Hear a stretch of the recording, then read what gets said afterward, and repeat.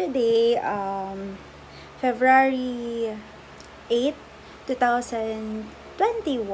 And ngayon, ang agenda ko for our wedding is tatapusin ko na yung DIY kong giveaway para sa mga visitors ko. And by tomorrow, dapat matapos ko na siya ngayon. And para by tomorrow, ang tatapusin ko naman is yung giveaway ko for my principal sponsors, which is yung ninang and ninong ko. So, ang giveaway ko is scented candle. First time ko itong gagawin and gusto ko talaga na ako yung gumawa kasi may plano akong mag-business ng candles. So, parang ano ko na rin siya, parang practice ko na rin siya, kumbaga. So, yun, start na akong mag-DIY.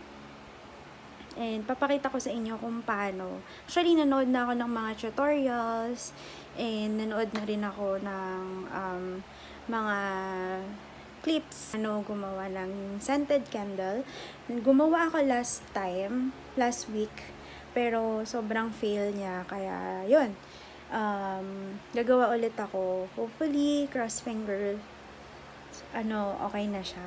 So yun, start na ako.